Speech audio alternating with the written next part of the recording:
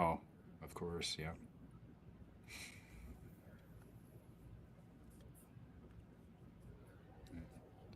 Get this working properly.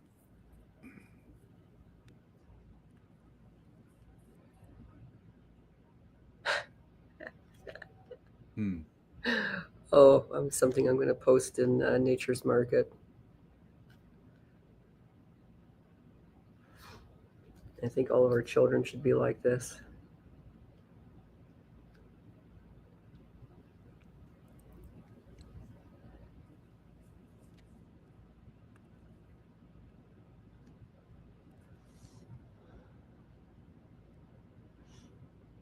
Triple bottom. Whew. Yep, that triple bottom ended up not being a reversal at all. But it makes sense because usually a reversal will have a deep retracement between the second and third one. Mm, This one here was just like banker's candle style action. yeah. The converse of that, this movement here, was this one, Oh, yes. right? It's mirror. Yep, totally. It's mirror. So the triple bottom, while it was present, this retracement wasn't the significant one to indicate a reversal. Would you, because I'm very curious, the banker's candle in between the first and second bottom, I would like to know what the difference is in between its high and its ultimate low. Ooh, yeah.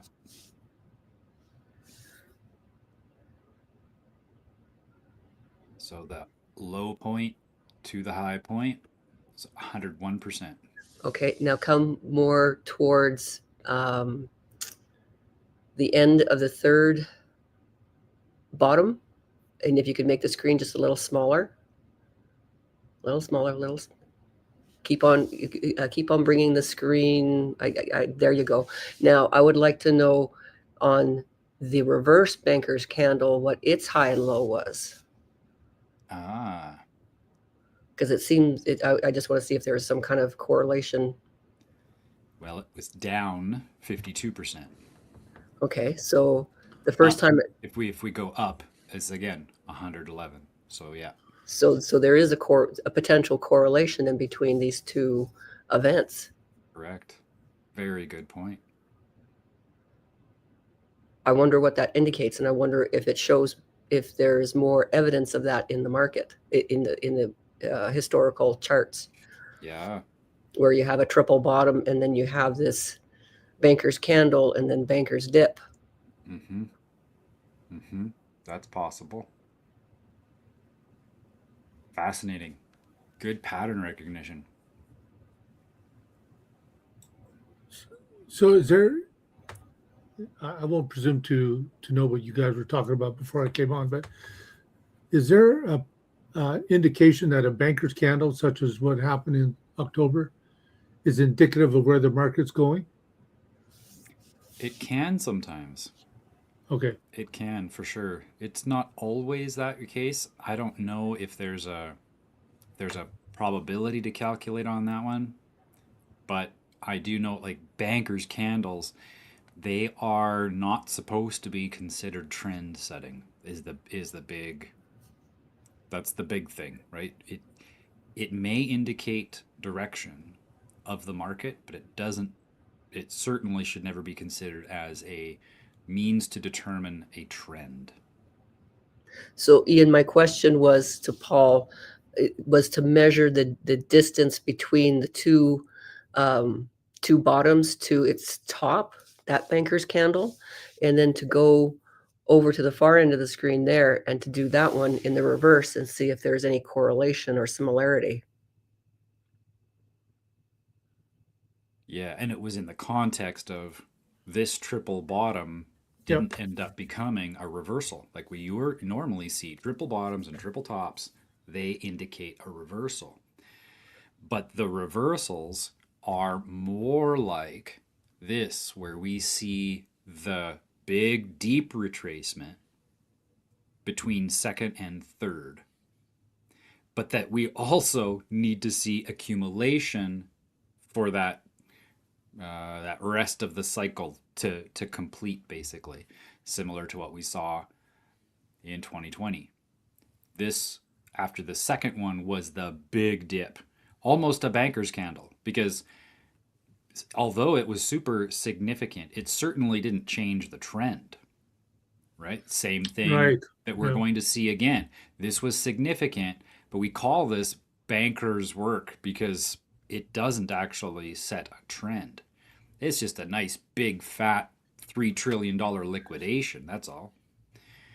And then this growth here is, sorry, while there's a recovery, after that triple top, then we have that accumulation.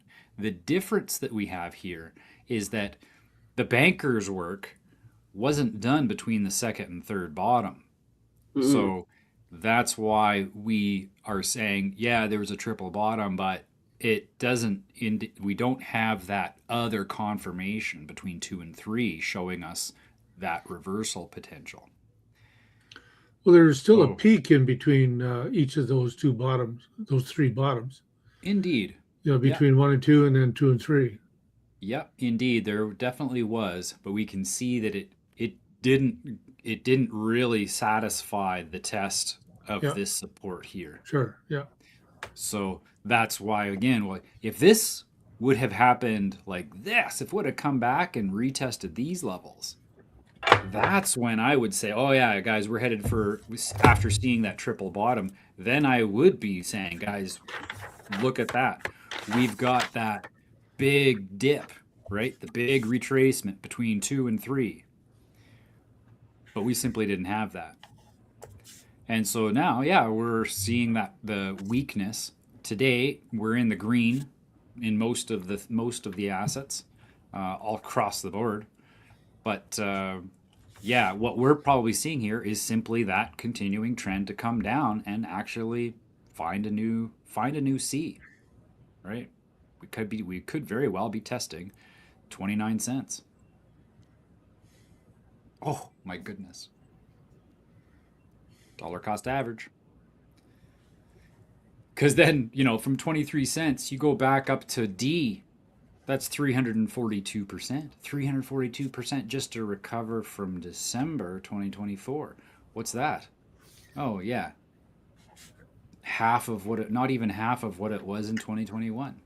So the little recoveries that we get between here and there are going to be money-making opportunities. I would say, beyond a shadow of a doubt, since most people over this year have been purchasing while the price is going down, that if they were to take what they've already, if people were to take what they've already invested and just do that again, just do it one more time, they will increase the size of their bag by 3 times because we're so low now. Long story short, as we've said earlier this week and for the last month, it's not like anybody who bought high has made a mistake. Because even if they don't add, coming back to the all-time highs, they're up 256%.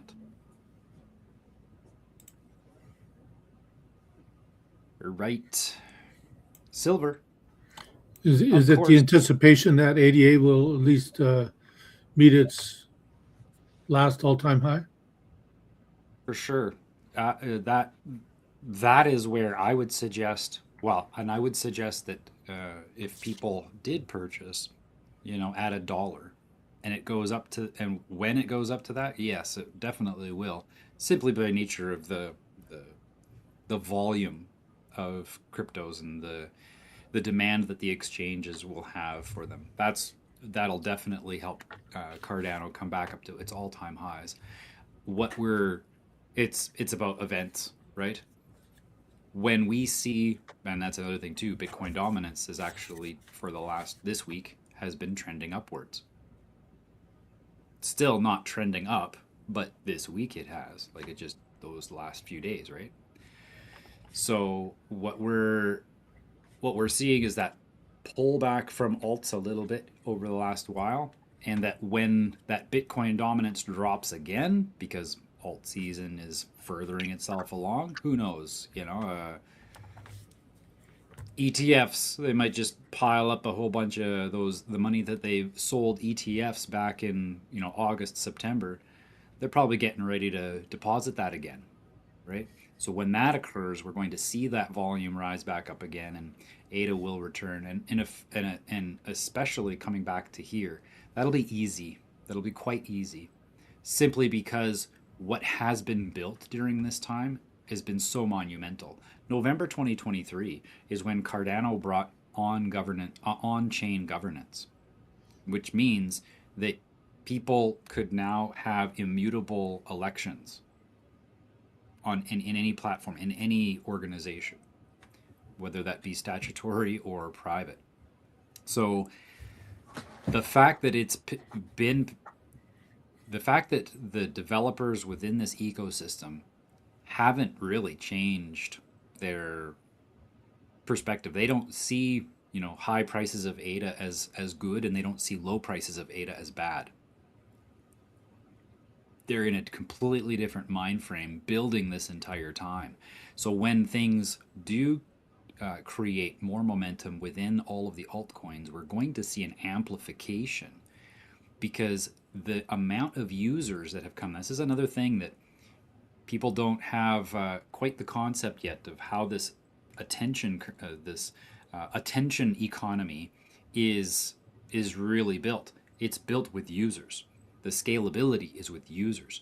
Well, the number of users in 2019, 2020 was almost at an all-time low, because it really was just the people who stuck along with the founders, right? Because that's all this was. This was founders.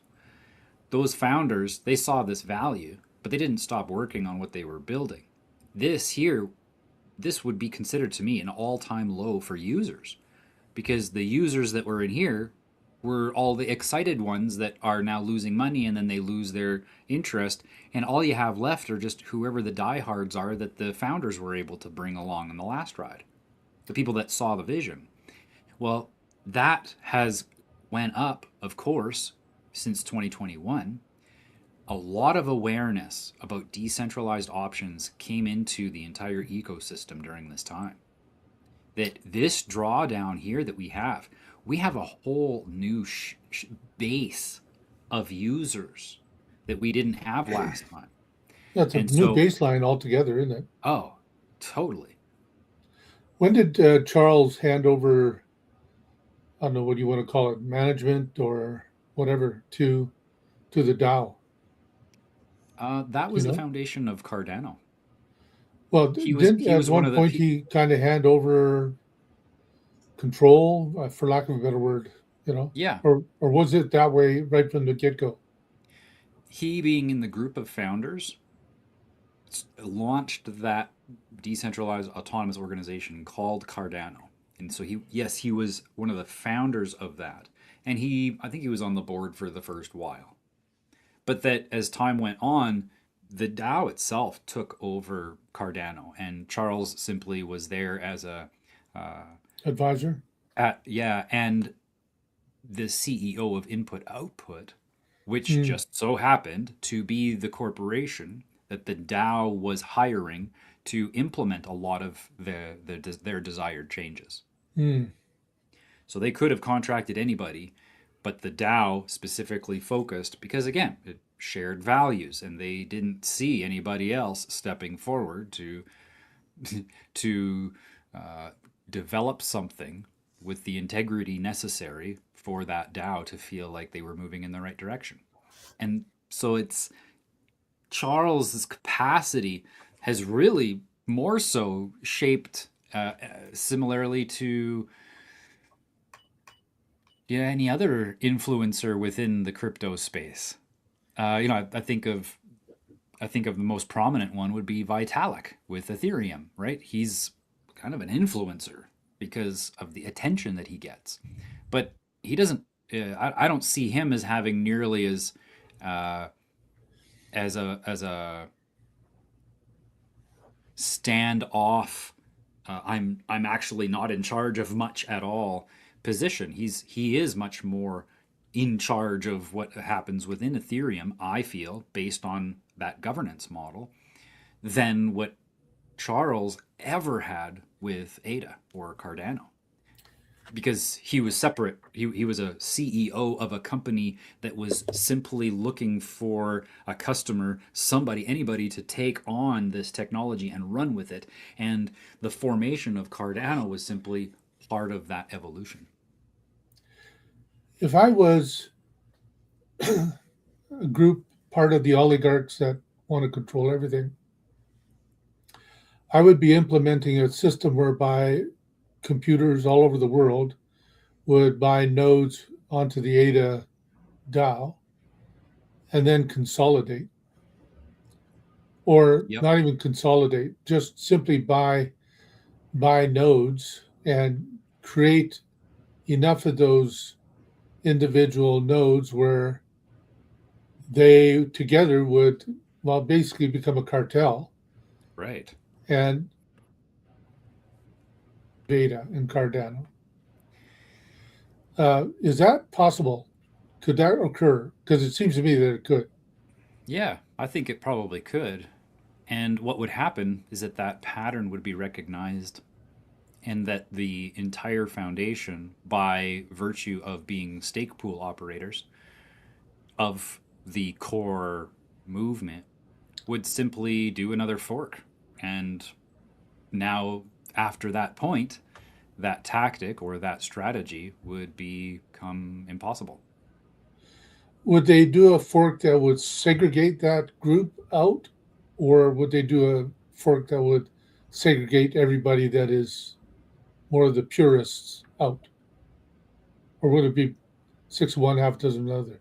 They could very well. It would be dependent on, you know, how attuned the governance was, and that's Sure. why it's important that people come forward with their Ada to bring that governance forward. If that were to happen, I'm of the mind, based on how these stake pool operators have voted in the past, that it would be very simple for them to create a fork that would make the capacity of what you're talking about impossible. They've already made it where, when you're managing a stake pool, if you don't have enough users, if the system detects that your stake pool is comprised of a minority of people with a large amount of money, it's not that your stake pool gets shut down. You're allowed to do that.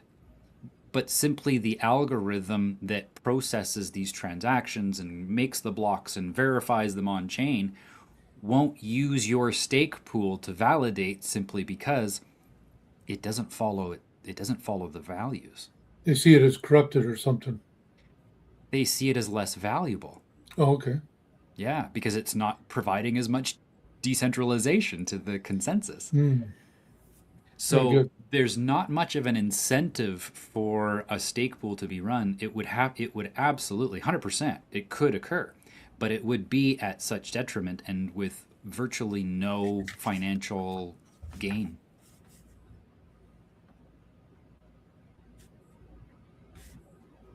And there have been instances where there has been a hack, and that forks have been initiated specifically to make that hack impossible again.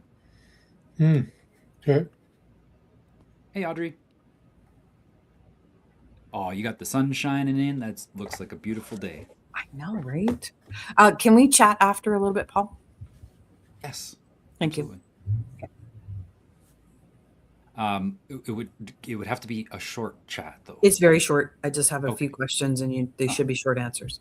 Sure. Awesome.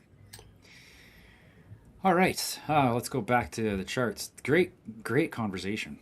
Thank you, and good questions. It is it's awesome to watch unfold. And I even think to myself, you know, if there was something absolutely detrimental that was to occur, and now the foundation is wiped out, the entire Cardano network, the engine that makes it run, is open source. Anybody could just pick it right back up again, make the alterations, and continue forward. Yeah, the reason I asked this question this morning, and I apologize for the additional distraction, but The crypto alarm, that crypto newsletter I get every day, Hmm. asks the question, who's in control of Bitcoin? Because on Wednesday, Bitcoin went from 87,000 to 90,000 and slammed back down to 87,000 in 1 hour. Yep. He says, who does that? And he Hmm. said, in that period of time, billions of dollars worth of shorts and longs disappeared. Yep. So definitely a manipulation of the market. And of course, that's the big thing that, you know, people want to stay away from. Absolutely.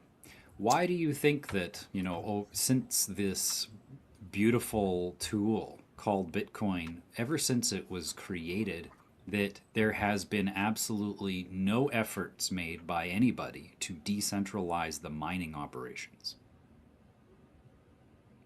Decentralized platform, yeah, that's awesome. But what you've done is that you've created a beast, Yeah. and it requires astronomical amounts of electricity to mine 1 Bitcoin. That it's impossible for anybody to really get in on Bitcoin anymore. You have to buy that sucker. You can't mine it anymore unless you've got a huge infrastructure. This was in 2019. The numbers were you needed a $5 million server infrastructure of mining equipment to even hope to profit from mining Bitcoin. That was in 2019. Okay. So the centralization of the mining has occurred to such a degree now that only power companies can really afford to do this. And as a result, I believe, and I haven't confirmed this would be the job of an investigative journalist, but given how the foreign exchange was absolutely manipulated by exchanges through the tactic of doing like high frequency trading, inflating the perceived volume of trades simply by having more transactions and being able to counter them back and forth in the direction that they wanted the market to go with anyways, they can make it appear like there's more activity than there what actually is. And we've seen this. In fact, those 8 ETFs are a classic example. The ETFs are how they are able to manipulate the price because all they have to do is make a couple of calls, and then they make another $100 billion worth of sales in ETFs on futures, not even real ETFs. Like they're already paper contracts, and then they're going into futures now, leveraging those 100 to 1. So the answer isn't who owns Bitcoin.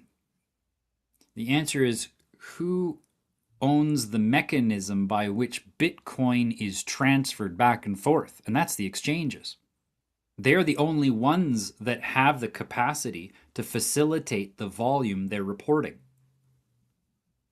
If it was all done on chain, none of this would be happening. That's why the Genius Act was so genius, because now exchanges didn't have to buy Bitcoin in order to tell you they had it for you.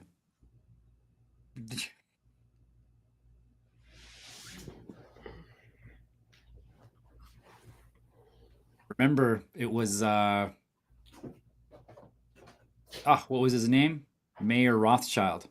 I think it was in the 1600s, early 1600s. He said, "I care not what governments rule a nation, so long as I govern its currency."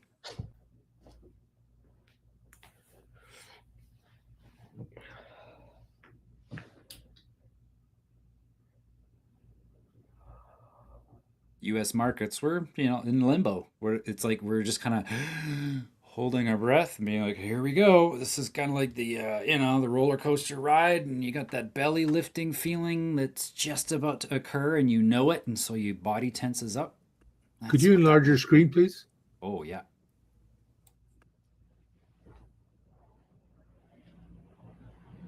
That's what that feels like to me. Then we've got silver. beautifully creating all-time highs almost every day. We've only missed one day creating new highs here in the last, well, since December 5th. All-time high now at 67.54, 67.54 USD, and in Canadian dollars, it is 92.75 today. 92.75. It was just a few days ago. It was 88. Gold pressing up against that all-time high as we discussed yesterday. It did actually close on a bearish on a bearish candle yesterday. So far, bullish. Movements here are going to be smaller, more incremental than with silver, simply because of the nature of the metal. It is a very precious metal. Bitcoin dominance, we looked at that. It has been rising here over the last few days with some pullback in today. That's why we see the green numbers in the altcoins. Ethereum, let's go zoom out again onto the 4-hour chart now. You can see a little bit more detail on than the daily. We can see that we've hit this support now a couple of times. This is not indicative of a reversal. However, it's a good sign that these highs are getting higher and that this support is getting stronger. So, price went up, but it's having more difficult time going down than up in the last few days, and that can be very encouraging. We'll see as time goes on over the Christmas week. We'll watch to see what happens. Volumes usually go down, but who knows? I've got 3 people within the Dragon Riders group, and they are over the age of 70. 3 of them are buying cryptos for their grandkids this week and giving it to them. That is awesome. I always laugh whenever I'm with them because we do the online thing where they're like, I need help doing it, and so I do the tech support live and walk through it with them. And every time it happens, every time I see another transaction, I just get a chuckle in my face. Just a chuckle in my mind, because it's like, we did it again. We stole more money from the banks.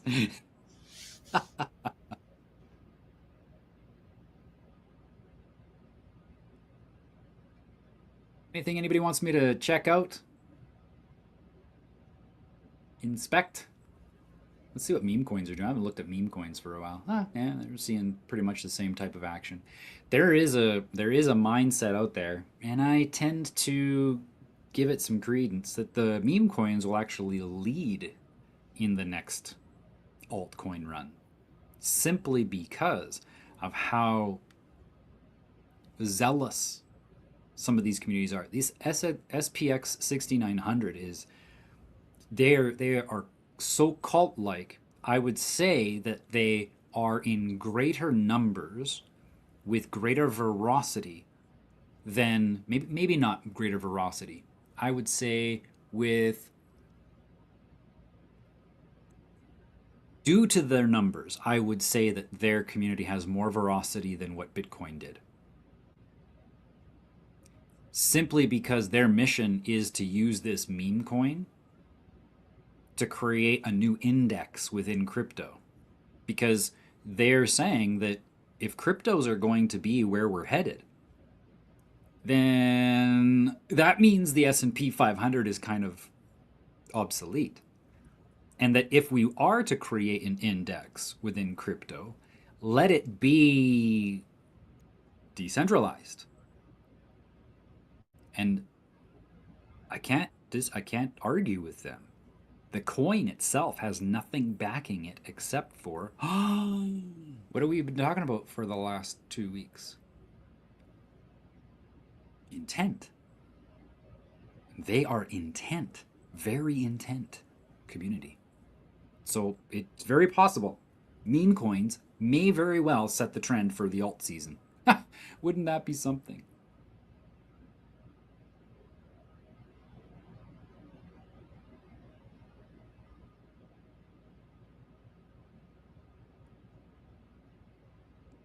Super's not loading out. There we go. Any other questions, comments, queries, speculations?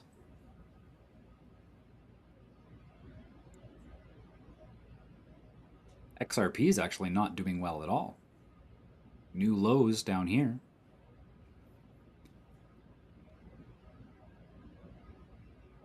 And that is a pretty significant support line. If it can't maintain that, it'll probably come down to like $1.40, $1.45 in this area.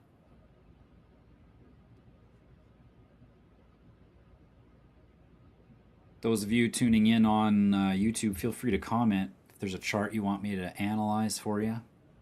If there's something that you're in and you're worried that it's going to drop out on you, I can give you a pep talk if you want.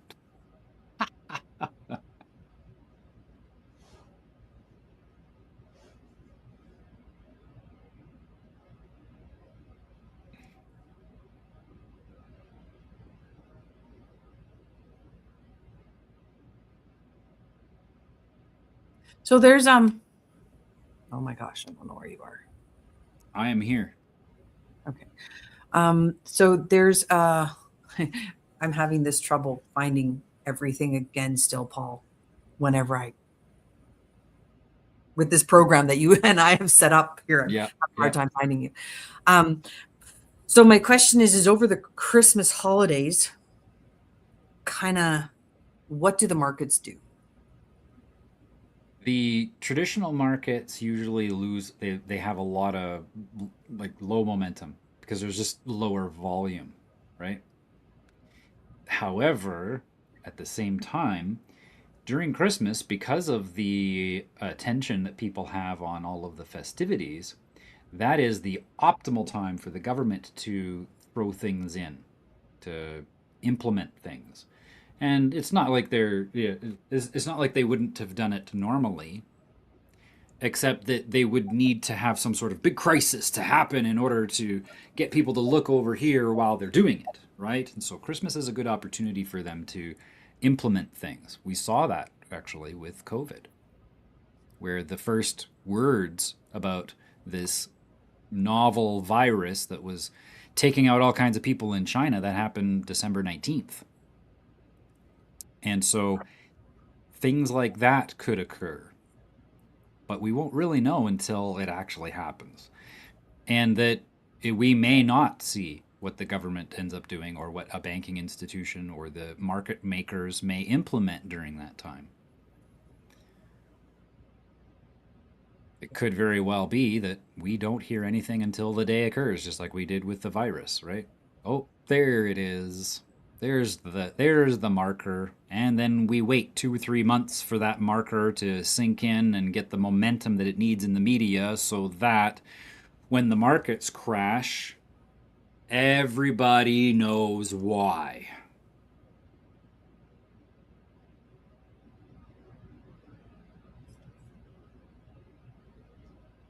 Right. And Christmas is a great time to do that kind of thing. Sneaky buggers. Yeah. But then you can watch, and then when things go down, you can then capitalize on that. Yeah, totally. I forgot coffee. I started coffee before we started. Wow.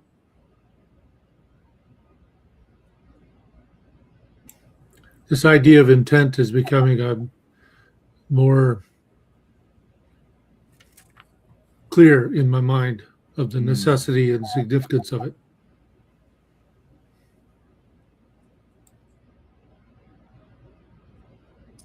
Like the government's intent or your own intent?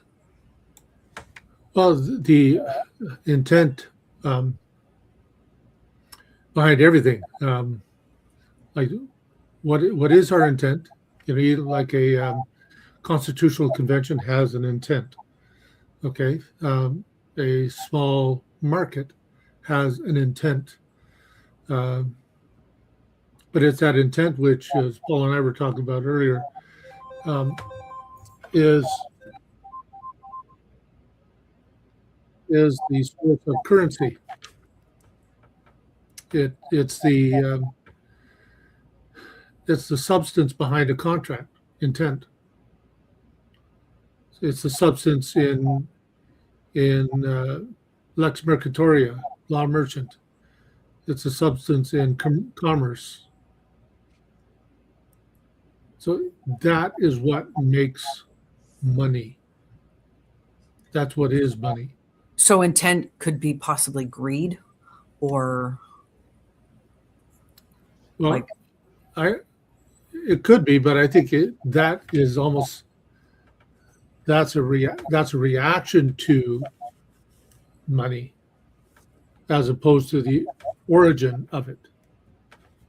The origin begins with the contract. Okay, so the intent in a contract, that's the beginning of commerce. That's the beginning of bills of exchange. That's the beginning of currency.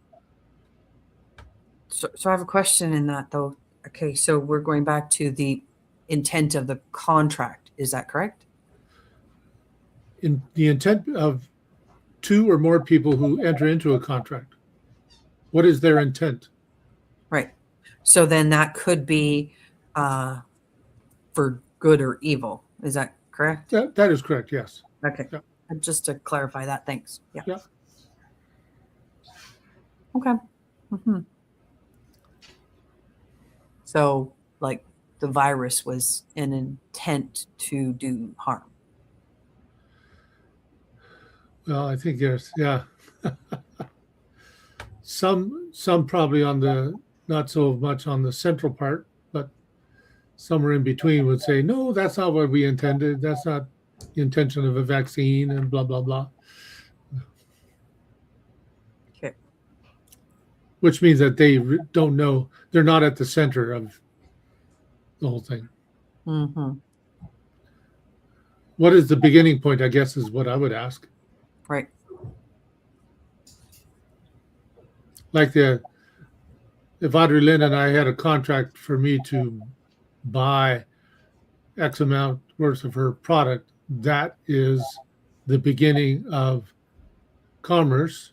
That is intent on both our parts. That would also reflect in the currency as well, because we could choose anything to be the currency of that transaction. Right. I think your question, Audrey, on whether the intent was nefarious for the COVID thing, that whole program was designed decades ago.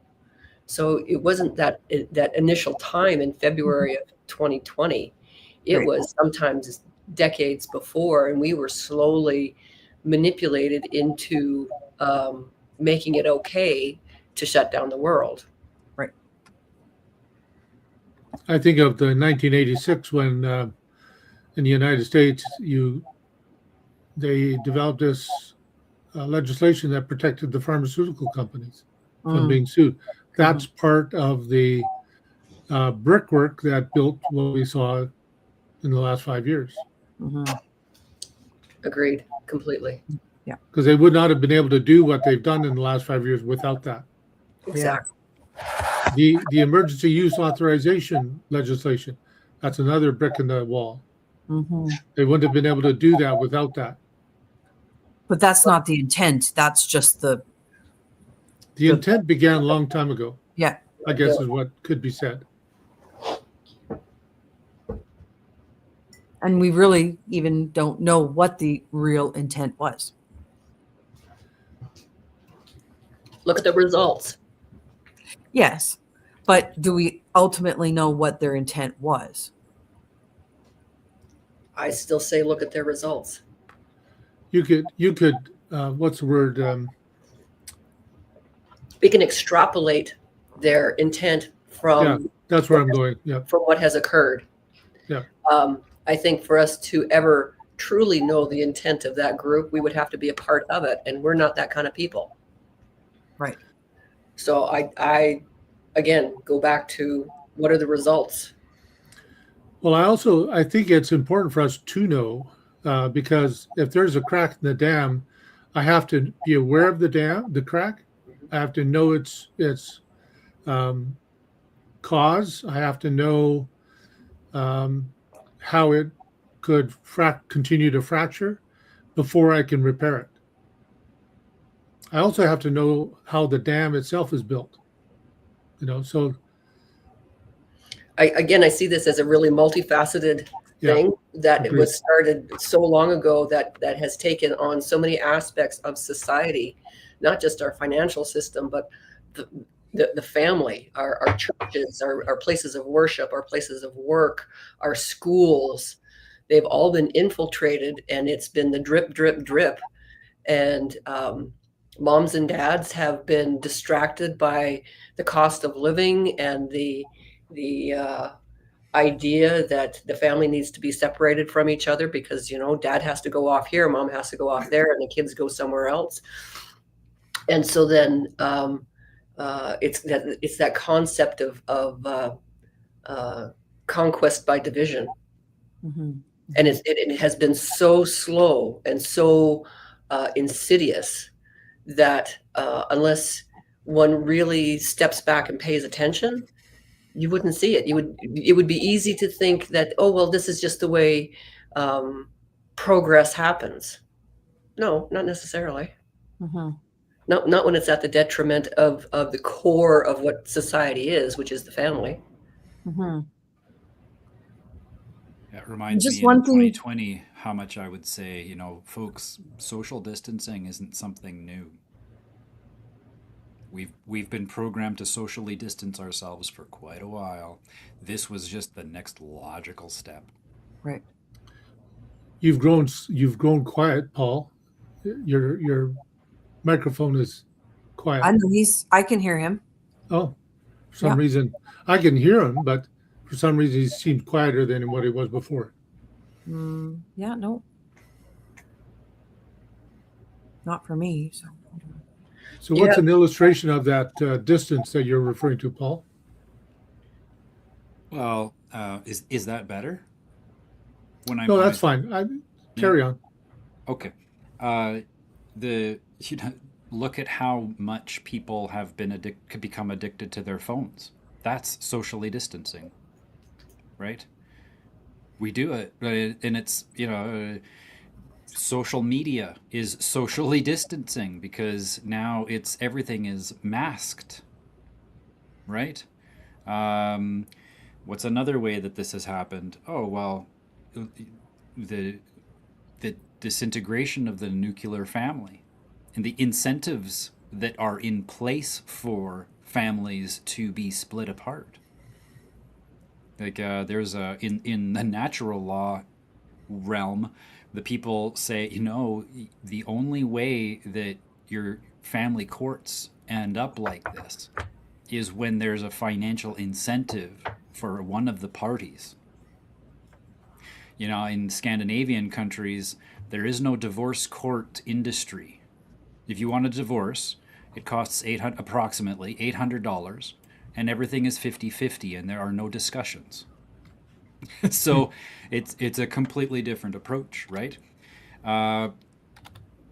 Socially distance. We socially distance ourselves, I believe. We socially distance ourselves every time that we engage in relationships that are not face-to-face.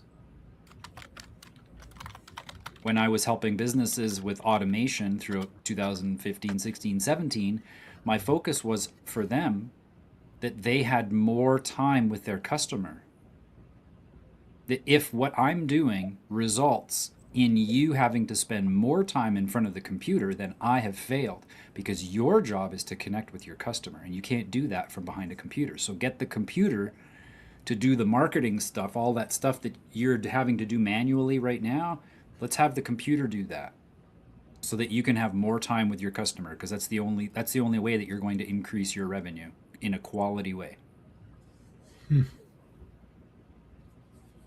That, by the time COVID came around, not talking to each other, not even looking at each other's faces. Well, just think about it. Walking down the street, especially today, but even before COVID, if you walk down the street in Edmonton and smiled at somebody, I'd be lucky to get a response if it wasn't a, what are you looking for? Older person too. Hmm. Yeah. It was usually a senior that would smile back. But the younger Mhm. people, they just walk on by because they're too busy. And what's your agenda? Yeah, what do you want from Yeah. me? A smile? Yeah. Well, and Imagine there we imagine go. doing on the street what people do on Facebook. Hmm. Oh, did you see what I had for dinner last night? You know, Yeah. or Right? pretty soon you'd be having a couple of guys in white coats following behind you. You know. Yeah. I remember when the earbuds and the phone connection Oh yeah. new thing. And I don't recall where I was, maybe a grocery store or some such thing. But I heard a woman talking to herself, and I thought she was talking to me. So I responded. And she looked at me as though I had an extra head. Yeah. Oh. So now I don't know if someone's talking on their earbuds or they're mentally disturbed, Yeah. or maybe they're both. Yeah. It's just too Hilarious. uncharacteristic for them to be talking to me at this point. Yeah. Yeah. It's So yes, yeah, this is wonderful conversation. Does that help, Ian, in contextualizing this idea of social distancing? Oh yeah. Yep. Yeah. I think people aren't in that case. People aren't so much taught as much as they're drawn in. Oh, beautiful. But it still has to do with attention, Hmm. and it reflects back on their intent. Their intent is to entertain themselves.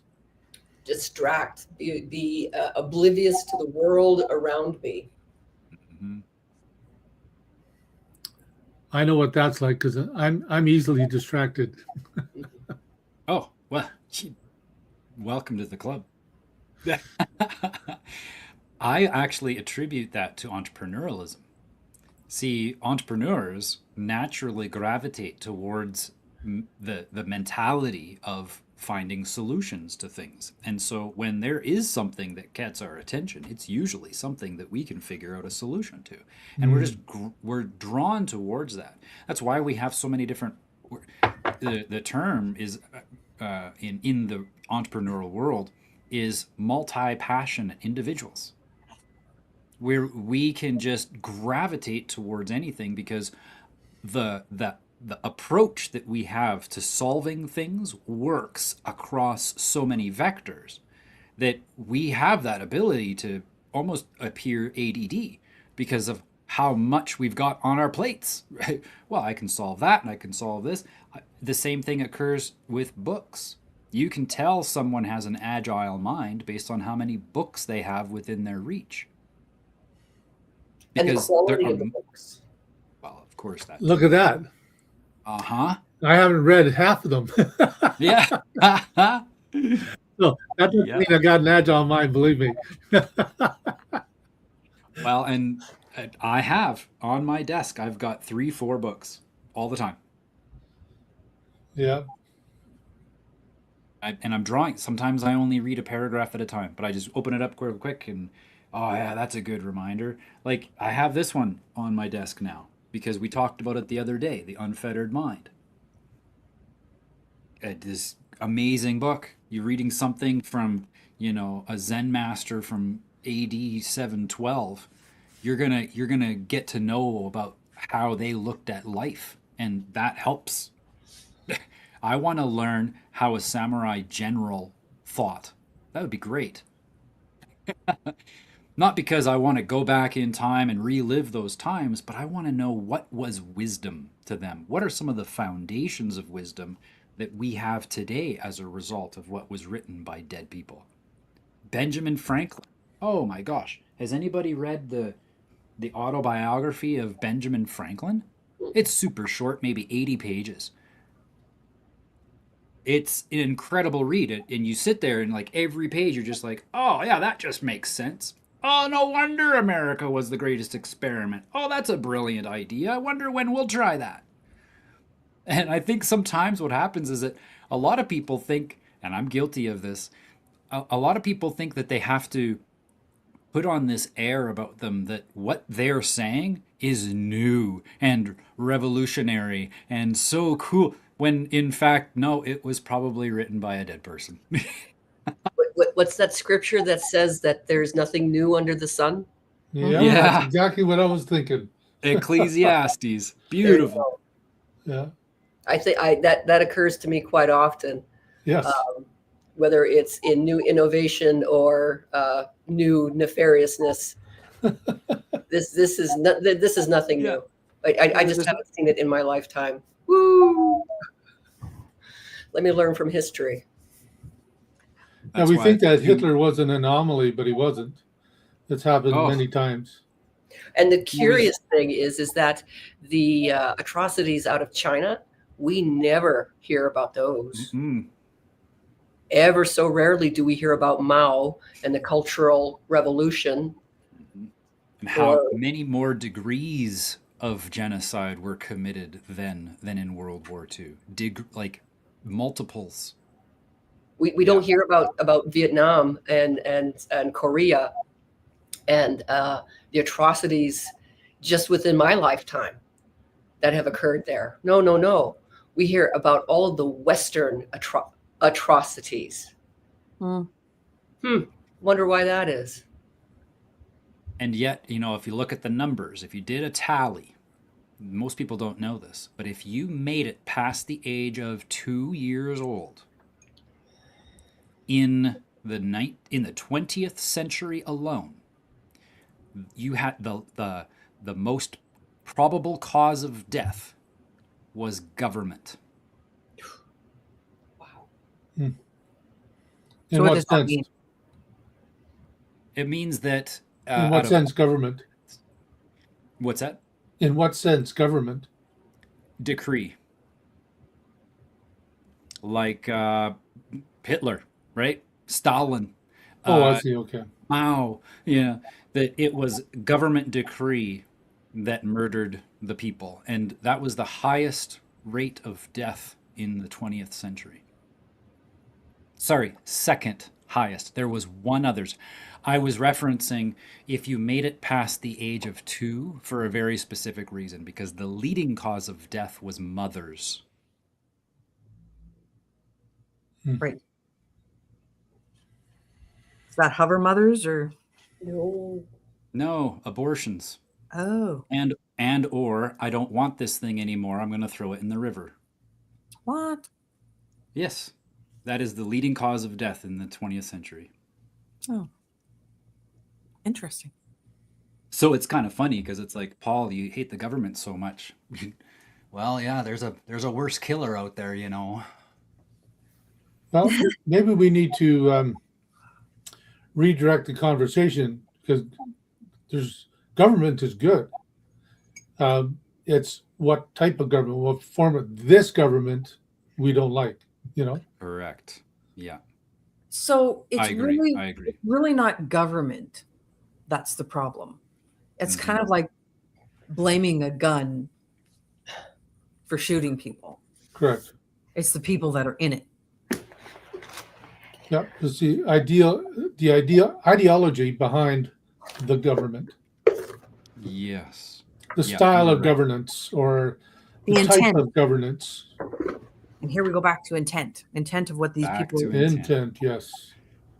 And earlier today, Ian and I were talking about the purification of that intent. And I agree. The language that I use, saying, government is the leading cause of death, that is harsh and it's not accurate language. And it is to the degree that our intent is purified that we can have a good relationship with our governments. But that if we don't guard our hearts and minds, the enemy lurks like a lion seeking whom it may devour. And that requires vigilance. It requires vigilance. And that requires a purification of our intent day to day. Hold your local politicians' feet to the flame. We need to do that. I mean, you think about it, the only reason why we're witnessing the degeneration of our society due to immigration is because those immigrants have a sense of community and they actually apply the things that I've been trying to get Canadians to do for the last 10 years. And that is build community and then have people in your community run for office. Look at how the immigrants have successfully done what Canadians refused to do, and that was get involved at your be on the school board, for crying out loud. The only reason why your kids have masks is because you refused to be involved in the decisions that your school board makes. That's where local governance absolutely must be purified.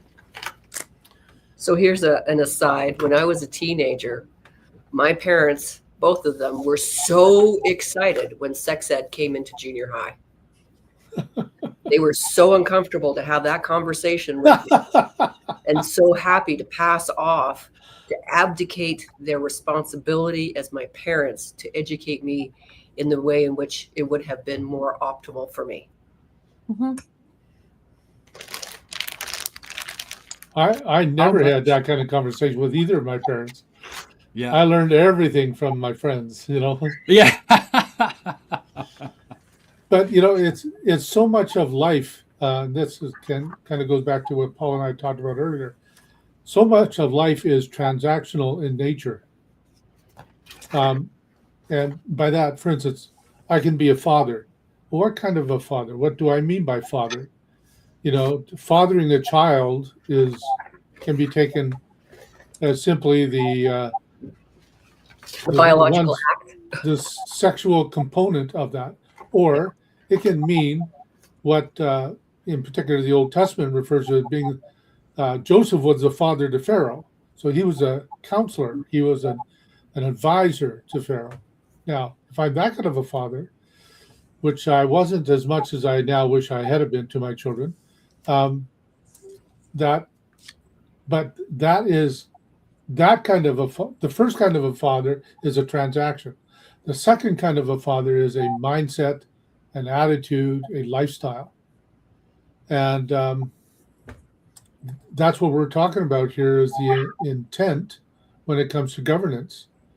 I must first intend within my own heart what I want, what I know, what I believe in, before I can have an effect on that school board or on that city council.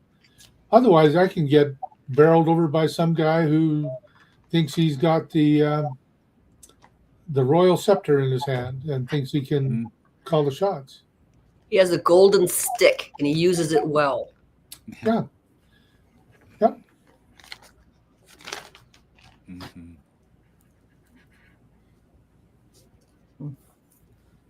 Delightful. I think this leads us back to the conversation about who we are in and who we're not, right? We are. I see myself as being less and less of the person, and I'm discovering more and more of what the woman is. But we're not taught that. We're taught to go and chase the person, and divorce ourselves from the who we are, whether it's through faith or whether or not. We're not taught. Yep. Yep. Similar to, I look at that as a parallel, we have books today. The peasants of the Dark Ages didn't have books, right? They didn't even know how to read even if they had a book, right? We have books and we know how to read. However, we are still very much in the dark.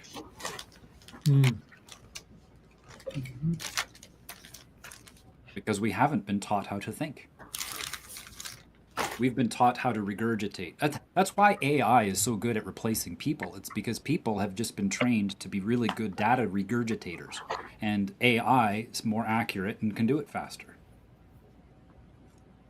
When I was home educating my children, that was my primary goal, that they could read and write and contemplate, and they could think critically in their world.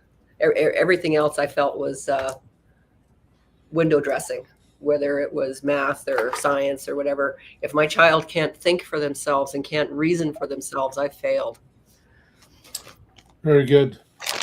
So I failed. Yeah, I do that. Well, at a certain point, and this is one of the things, my youngest is 37 of 4 children. And that doesn't include my adopted daughter. She's, I think, 30 or 31 or something like that. But she is probably the most independent thinker of all of them. And she's not a natural child, but Of course, it's not your biology.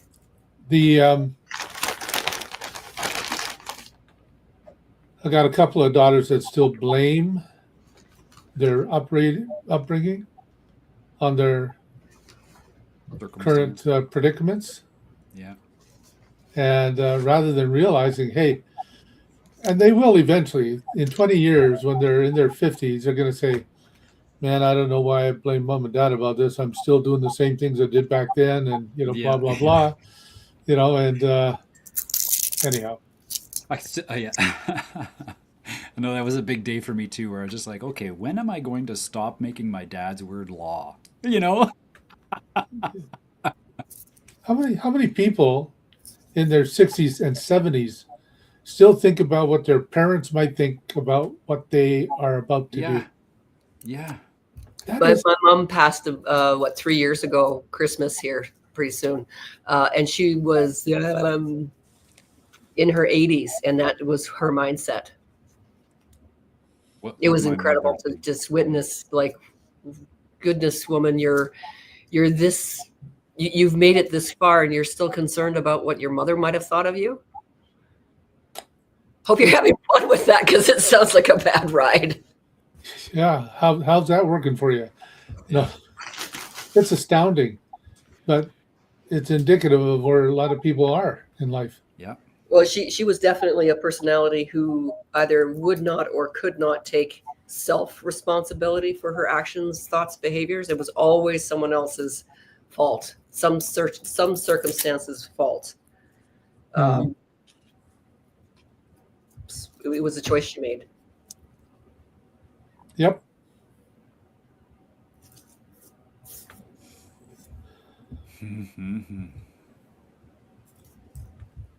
I think it's easy to make life a transaction in that mindset. Oh, Could you talk more about that, Ian? Well, The transactional components that you see, that you've witnessed. What does that look like? The concept of it begins for me in my analysis of faith. So a lot of Christians, when they look at Jesus Christ, they see him as a transaction. Oh, I accept Jesus Christ into my life. I am now saved. I'm not going to hell. That's a transaction. Rather than understanding that to believe in Jesus Christ is to allow him to change the way I think and to be involved in everything I do in life. That's not a transaction. That's a mindset. That's a lifestyle. That is a life. So that's where the church. That feels more like a co-relationship. What you just spoke, Well, where you have Christ in your life, and that to have a good relationship there are ways of being that you choose to participate in order to have that relationship. Am I hearing you correctly? Yeah. So if Jesus Christ is the Lord of Lords and the King of Kings, as the scripture refers to him as, then I wish to know him as that. And that means that he's the Lord of Lords and King of Kings of every aspect of my life. Not just, I just can't say, okay, well, when it comes to things like money, I'm going to do my own thing, So what I'm hearing you say is that at 12:01 on Sunday, you're still participating as though it were 11:59. Yeah, that's right. Yes, that's right. Oh, You've heard of the Sunday Christian, Yeah. Yeah. Oh yeah. Oh yeah, They I like was steaks, raised around they'll them. stay in the building. Yeah, yeah. Hey, Ian, did you ever know of oh my goodness, why is it Keith Green? Oh yes. Yes, of course. Okay. I love one of his pieces where he says, going to church on Sunday makes you as much of a Christian as going to McDonald's makes you a hamburger. That's right. Yeah, it's true. Yeah. It is so true. I've seen Christians literally agonize over missing a church service Yeah. because of that attitude. Agonize. Mhm. They feel they go into a depression either in the moment or in that day because they missed church. Yep. Yeah, There they're was a quick to miss church and to miss the fellowship and the community. However, to miss church because you miss um, transaction. that transaction. For me, that's a whole different mindset. Yeah. So the fellowship and the intimacy and the relationship and the working together of our faith together, that's a lifestyle. That's a mindset. Going to church just because I feel that that's what I have to do to be a Christian, that's a transaction. Similar way that I've conceptualized this is that if I'm doing something, anything within a relationship, and whatever I'm doing, I'm justifying it by finishing the sentence with in order to, it's transactional. Mm. Yep. If I'm doing it because I'm going to get something in return, that's transactional. If I'm doing something because it's something I want to give, Well, there is a that's a way of caveat to being. that. I mean, I do spend time in prayer in order to, Yes. you know, and that prayer is often listening prayer. I'm not just, for a lot of people, prayer is also transactional. Lord, bless me today. Lord, give me this. Lord, I need that. Lord, help grandma and grandpa, rather than sitting and listening and letting him speak. Because if God is God, then he must speak. He must. And that's what I believe Jesus Christ came to. You read the Gospels, and you'll hear him say, "I do what I see my Father doing. I speak what I see my Father speaking. If you have seen me, you have seen the Father." That kind of thing. So that is a mindset. That is a life. That is the soul completely baptized. Go ahead, Audrey Lynn. With that, I viewed that when I was raising my children. My children are seeing me lie. My children are seeing me be deceitful. My children are seeing me. So if I want something different for my children, I have to be different. I have to be that different example Yep. to them. Yep. Otherwise, they don't have it.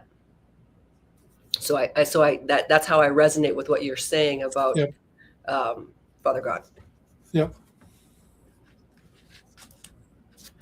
So I actually enter a lot of my days with asking, Lord, how do you want to serve me today? Now that's a real change, because often it's, Lord, how should I serve you? Mm-hmm. Because God wants to serve me. He is there. I can go poke my finger anywhere in the space around me, and he's there.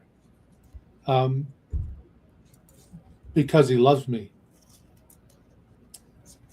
And it changes the way I am, changes the way I think, changes the way I see life, changes the way it changes everything. It's a mindset, it's a life, not a transaction. It's a beautiful thing. Mm-hmm. That's awesome.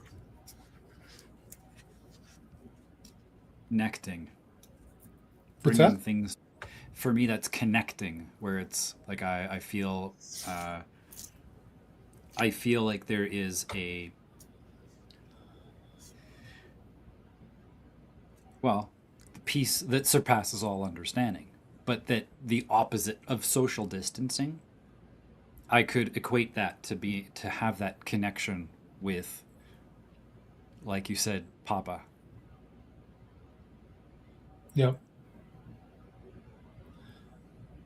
Do you know, have any of you guys seen that movie, The Abyss? I don't think so. About a diving team that are in this underwater Oh yeah.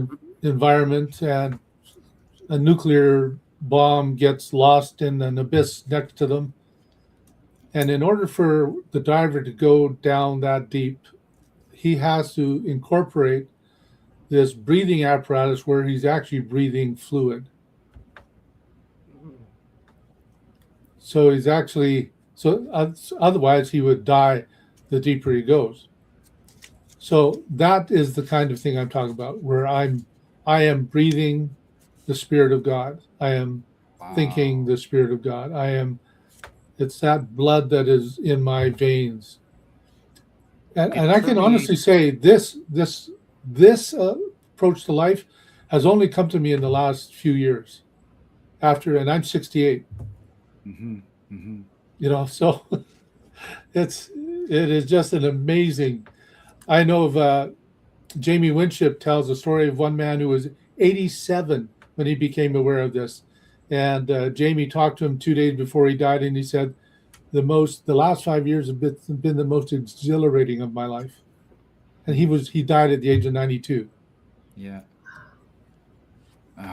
It's amazing. It is. The way that I witness it is a permeation. Yeah. Osmosis. Absorption. Mm-hmm. Yeah.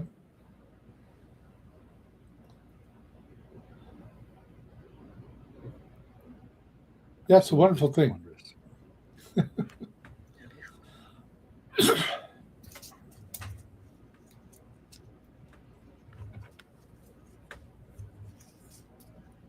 Wow, market analysis is just turning into this beautiful fluid mastermind of talking about consciousness. One of my favorite things. But really, the markets are a reflection of Yeah, consciousness and totally. where it's being directed.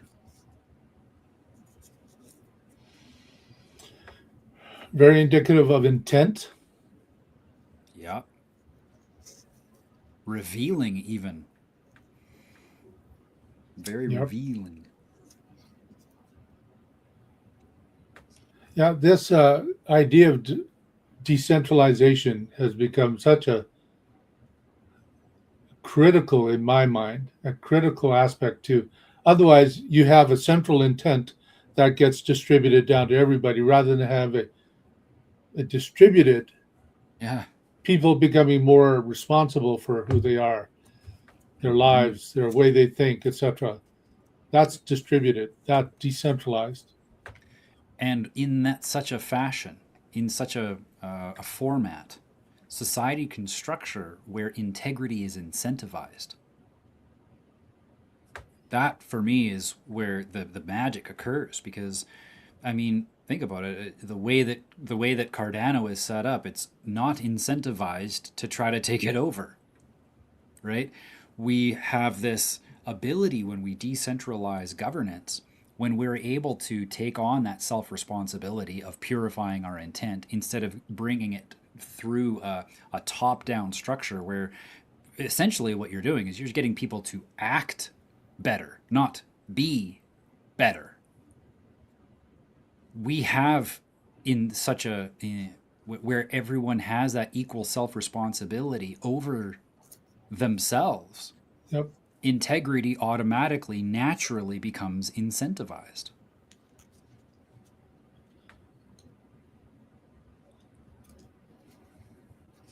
So one thing that Jamie Winship, now you guys have heard me refer to him before, but this is his book, Living Fearless. Mm. But he talks about knowing who we are. That's being, and doing always comes out of being.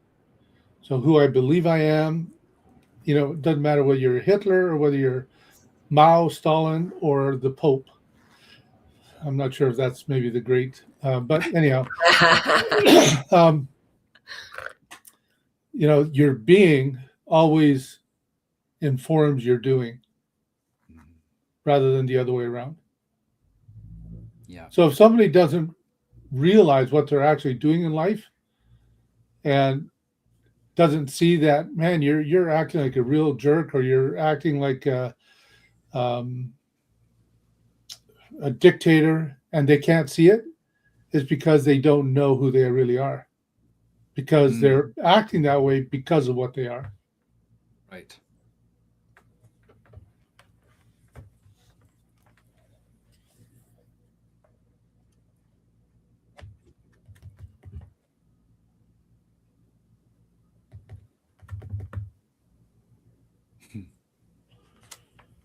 Anyhow, Beautiful. I love this. What time is it? Oh, we got lots of time. Next Gen Merchants has a philosophical aspect to it. I think that's important, because otherwise we stay too much in our logical, unemotional, unattached side, and Transactional side. transactional side, and that is only one aspect of who we are. I want to get back to there a little bit more, Mm-hmm. and out of my emotional side. Yeah. It's kind of like, being liberal and conservative, how you're too much of one or the other. Isn't that a I'm too much in the emotional one. I got to get out of that. Yes, this pendulum swinging back and forth is getting a little nauseous.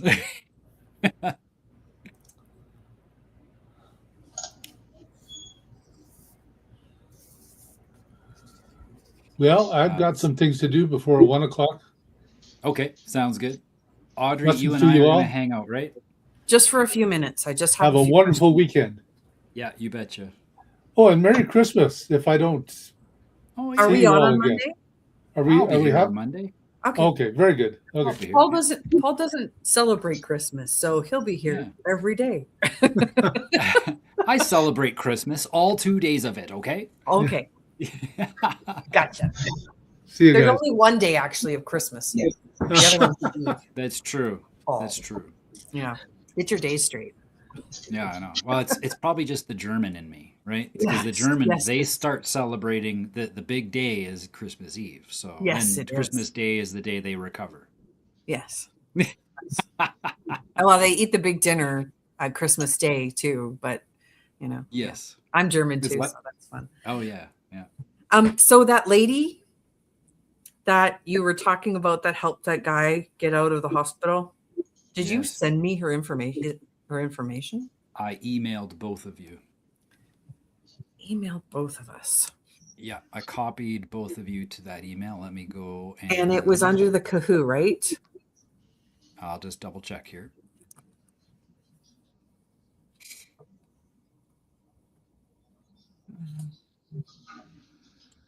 Because I can't find that email. I sent it to empoweredlivingacademy@gmail.com. Oh, that's why. Okay, because I never look at that freaking email.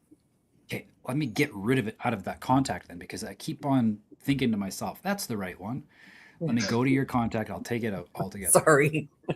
I think we're all guilty of having like 20 emails. Oh, Yes. I know. Me too. Okay, wait a second. E-introduction. Yes, e-introduction. But here's the funny thing is that I actually did it already, where your contact in my computer says kahoosanctuary@gmail.com. But for some reason, my mail program defaulted to that. So I will. Yeah, so she did email. So I'm Yeah, she emailed me, said Wendell's situation, I'm not sure what I understand. And so then I met with her after I emailed back, giving her just very brief Mm-hmm. background. And then and I met with her on Tuesday. And she's would be happy to hear what's going on. So Okay. yeah. I'll reply right now. She knows how to she handled that. Was a very delicate situation where there was only one family member that didn't want him to die. Well, I don't know if they're consciously wanting him to die. No, I know. And I say, the reason I say that is because that's what she was actually dealing with, right? That's high conflict, right? Yes. Yeah. Yeah. And- So and that's kind of the thing, right? Is like, I feel they want him to die. Because last night again was horrible. And he comes down this morning. Because she wanted to talk to me. And he's like, I want the green drink. I said, you have to come downstairs.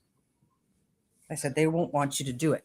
So he's starting to come downstairs and she's freaking out, like freaking out. Phones Cherry and is freaking out that he's coming downstairs. She's like, what are you doing? Where is he going? I'm like, I don't know. He just asked me to talk to him. I don't know. Yeah. I said, what are you doing, Wendell? Going downstairs. I'm like, oh, okay. I guess that's what he's doing. He's going downstairs. And then she's Yeah. like, he's going downstairs. Wow. Got him by the balls, man. Anyway, it was kind of funny.